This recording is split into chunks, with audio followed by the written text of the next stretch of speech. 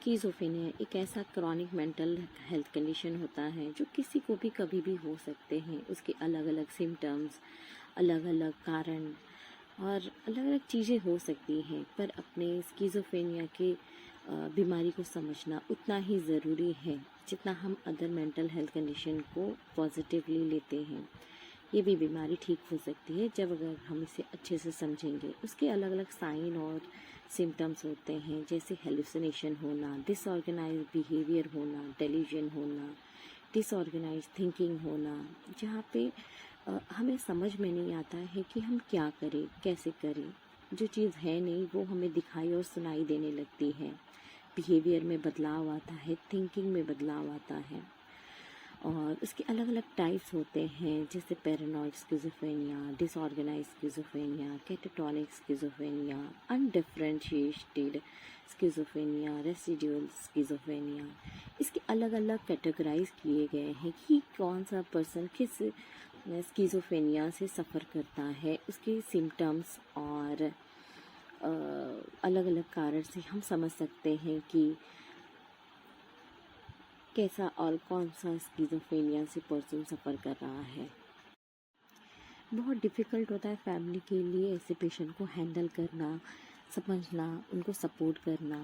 इसीलिए बहुत सारे लोगों की अपनी अपनी धारणा हो जाती है, अपने अपने बिलीव्स हो जाते हैं इस बीमारी को लेके। जैसे बहुत लोग मोरल कॉजेज़ करने लगते हैं कि ऐसे लोग जो इस सफ़र कर रहा है बहुत लेज़ी है, आलसी है, ये सारे वो जान के ऐसा कर रहे हैं।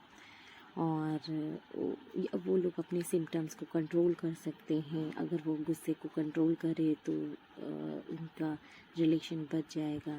ये सारी चीज़ें वो सोचने लगते हैं कि ये कहीं ना कहीं नाटक कर रहे हैं, एक्टिंग कर रहे हैं। और जो कि मेडिकल कहता है कि ये ऑर्गेनिक कॉज है, जो कि एक मेडिकल कंडीशन है, एक मेडिकल इलनेस है, जो इंसान खुद क्रिएट नहीं करता है, उसके साथ ये चीज़ें होने लगती हैं। जो भी सिम्टम्स हो रहे हैं, डेल्यूजन हो रहे हैं या हेलुसिनेशन हो रहे हैं, उसके हाथ में कोई कंट्रोल नहीं है कि वो सारी चीज़ों को कंट्रोल कर सके और मैनेज कर सके। अगर हम ऐसे में उनका साथ देंगे तो वो जल्द से जल्द अपनी बीमारी से बाहर आ सकते हैं। फिर उसके बाद में है कि एविडेंस बेस्ड ट्रीटमेंट अवेलेबल होते हैं स्किज़ोफ्रेनिया के। जैसे पहला तो मेडिकेशन पार्ट बहुत इम्पोर्टेंट होता है कि बराबर से मेडिकेशन लेना, थेरेपी लेना।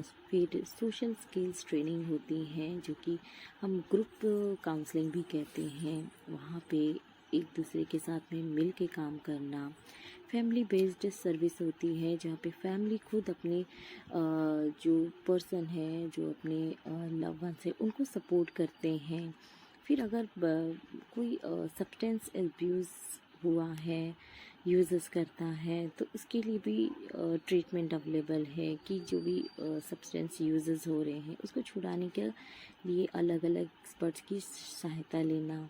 अगर बहुत ज़्यादा वेट गेन हो गया है तो उसके लिए भी एक एक्सपर्ट की सहायता लेना। तो ये सारी अलग अलग चीज़ें अगर हम मिला के काम करें तो बहुत जल्दी एक स्किज़ोफ्रेनिया पर्सन है वो अपनी चीज़ों से, सिम्टम से बाहर आ सकता है बहुत आसानी से। लेकिन ज़रूरी है उसका साथ देना और हमें बराबर से उसके सिम्टम्स को और सपोर्ट सिस्टम बने रहना और सही टाइम पे सही मेडिकेशन उसको अवेलेबल करवाना। और बहुत पेशेंस लगता है, टाइम लगता है, एफर्ट लगता है इस चीज़ों से बाहर आने के लिए। फिर after support to overcome schizophrenia, मैंने जैसे कहा कि सपोर्टिव एनवायरनमेंट बनाना बहुत ज़रूरी है। सेफ्टी भी फर्स्ट ज़रूरी है। एम्पैथेटिक लिसनिंग, उनको सुनना बहुत ज़रूरी है। सही इन्फॉर्मेशन उन्हें देना बहुत ज़रूरी है। तो ये सारी चीज़ें मिल के काम करती हैं और उनके सिम्टम्स, कॉजेज़ और ट्रीटमेंट को बराबर से समझना बहुत ज़रूरी है। तभी हम बेहतर इलाज करवा सकते हैं। और स्किज़ोफ्रेनिया कभी भी एक बार ठीक होने स्किज़ोफ्रेनिया कभी भी एक बार ठीक होने के बाद भी रिलैप्स उसके आ सकते हैं, वापस से स्किज़ोफ्रेनिया लौट सकता है। तो लेकिन घबराने की बात नहीं है, हमें फिर से वही सारे ट्रीटमेंट स्टार्ट कर देने हैं। फिर सेल्फ हेल्प स्ट्रेटजीज़ होती है। हम पेशेंट को भी कहते हैं कि अपनी सेल्फ हेल्प स्ट्रेटजीज़ को आप मेंटेन कीजिए, जैसे कि आपका जो भी मेडिकेशन पार्ट है वो प्रॉपर से मेडिसिन लेना बहुत ज़रूरी है। अपने वर्क लाइफ को एक्सेप्ट करना कंडीशन के हिसाब से बहुत ज़रूरी है। बहुत ज़्यादा स्ट्रेस अवॉइड करना और रिलैक्स रहना बहुत ज़रूरी है। डेली एक्सरसाइज करना और प्रॉपर नींद लेना। जो भी कॉग्निटिव जो थेरेपी अपने आपके थेरेपिस्ट ने कॉग्निटिव जो टेक्निक्स आपको बताई है उसे प्रॉपरली फॉलो करना और अपनी जो भी काम को हॉबी को बहुत ज़्यादा पैशनेटली फॉलो करना ज़रूरी है। जो भी चैलेंजेस आ रहे हैं, जो भी आपके थिंकिंग में या थॉट्स में बदलाव आ रहे हैं, अपने थेरेपिस्ट के साथ में कंसल्ट करना बहुत ज़रूरी है। अपने आप को थोड़ा बिज़ी रखना और जो भी आप सब्सटेंस यूज़ेस करते थे उसे अवॉइड करना बहुत ज़्यादा ज़रूरी है। तो टाइम टू टाइम हम अपनी आप की हेल्प खुद से कर सकते हैं अगर हम ये सारी चीज़ें को खुद से मेंटेन करना सीख जाए तो। और वक्त पे और टाइम टू टाइम अपने थेरेपिस्ट से कंसल्ट करना उतना ही ज़रूरी है जितना कि ट्रीटमेंट को अच्छे से करना, क्योंकि बहुत सारे चेंजेस होते हैं, बदलाव आते हैं, हमें उनसे मिल के ही समझ सकते हैं। Thank you so much.